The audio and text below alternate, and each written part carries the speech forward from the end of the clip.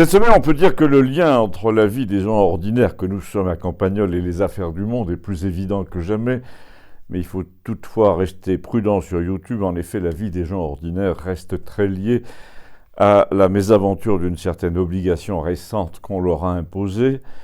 générale, injuste et qui a souvent bouleversé leur vie, mais dont on n'a pas encore le droit de parler. Soit qu'ils s'y soient dérobés, ces fameux gens ordinaires, avec des méthodes un peu dégradantes parfois, soit qu'ils aient dû y consentir, et l'impression de souillure et d'humiliation est encore plus vive, puisqu'elle laisse des traces profondes dans leur amour-propre et dans leur santé. Pour savoir de quelle obligation nous parlons, il faudra attendre la fin de cette introduction et le passage en zone libre, mais avant de franchir la ligne de démarcation, je peux déjà vous dire de qui nous parlons, au moins. Nous parlons de cette fille, par exemple, de cette femme de 50 ans que j'ai aidé à se débattre récemment contre un prélèvement sauvage des amendes de Toulouse. On lui a imposé un défaut de contrôle technique sur une voiture qui n'était pas la sienne, on lui a piqué de l'argent, on a essayé de la dissuader de porter plainte, et puis finalement, 3 mois après une tonne de papiers à remplir, je le sais parce que c'est moi qui les ai remplis, on lui a rendu l'argent d'un air de dire l'affaire est close, mais en fait, je la laisse ouverte exprès pour illustrer à quel point la puissance publique écrase les gens. Si cette femme avait été dépressive, par exemple, elle se serait carrément jetée d'une falaise parce qu'avec 600 par mois, dont 3 de loyer, une voiture dont la direction est à refaire, une visite tous les 3 jours au Resto du Cœur et le vol soi-disant légal de ses économies, le fait de devoir produire des certificats de naissance, des attestations de toutes sortes, des papiers pour bénéficier de l'aide juridictionnelle, ça faisait vraiment trop à la fin. Et là, soudain, quand le juge s'aperçoit que les gendarmes sont seuls fautifs pour cette trompée de personnes et de véhicules, tout s'arrête. On la laisse tranquille, mais personne ne lui rembourse rien. C'est 150 € de recommandés, c'est plein d'essence pour aller voir les organismes à la ville voisine. Tout le monde s'en fout. Et pour couronner le tout, comme elle vit de contrats d'intérim et qu'il fallait bien depuis 3 ans qu'elle soit en règle pour avoir du boulot, elle a consenti à tout, à la fameuse obligation qu'on ne peut pas nommer, et désormais elle se bat avec une tension excessive, des vertiges, des douleurs articulaires, et tout ce que vous imaginez, et dont il sera question dans la deuxième partie.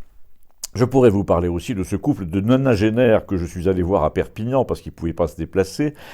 et qui suivent la chronique de Campagnol assidûment. Alors eux, ce sont des résistants, des vrais, qui m'ont dit, le regard allumé, évidemment, on a tout refusé. Et notre fils pilote sur Air France aussi, et croyez-moi, on s'en porte très bien, et lui, n'en parlons pas. Mais tous ses collègues ne sont pas dans le même cas. Il y en a certains dont ça a bousillé la vie, notamment des pilotes américains de United Airlines, et personne ne le dit, mais le transport aérien est bouleversé secrètement par le fait que les pilotes cachent leur malaise tant qu'ils le peuvent, mais il y a 300% d'augmentation des malaises du personnel navigant, fait confirmé par Frédéric de la Renardière, que j'ai revu récemment à Perpignan avec son avion. Ça y est, il est lâché définitivement sur cette machine mythique, le TB 930, fabriqué à Tarbes d'ailleurs, une splendeur, un monomoteur ultra puissant, 600 à l'heure en croisière, 9000 mètres. Et là, il m'a dit, quand tu es seul à bord, même si c'est un pilotage très facile, tu comprends très bien pourquoi il faut être sûr de ne pas faire un éblouissement comme certains de mes oncles. C'est fou le nombre de gens en ce moment qui me disent « j'ai eu un voile noir, j'ai perdu connaissance, je perds la mémoire, je deviens irritable, etc. » Pareil pour une prof de piano que Suzanne a connue dans un magasin de musique en essayant de faire réparer son dos muet, vous vous souvenez, et qui l'a accompagné avant-hier à Campagnol pour nous rencontrer. Elle s'est plantée, cette dame, devant l'abonné au Monde avec dédain en disant « Ah, c'est vous, vous me rappelez l'horrible médecin qui est venu se coller à la liste du petit Bardella. Depuis qu'on a vu apparaître ce salaud, plus question de voter pour lui, pour le jeune homme. » Je précise à l'intention des générations futures qui regarderaient cette chronique que le petit Bardella est un grand garçon un peu robotisé, disons, mis en avant par un parti politique pour rafler les suffrages et qui, dans ce but, a dit oui à tout, ou presque, en tout cas au dernier moment, ce type a recueilli sur sa liste, en effet, un personnage détestable auquel a fait allusion la prof de piano, un médecin fou et prétentieux dont l'attitude à propos de l'obligation générale dont il vient d'être question, à propos de la prétendue urgence dont elle était issue, à propos du discours mensonger qui a essayé de faire taire tous les autres,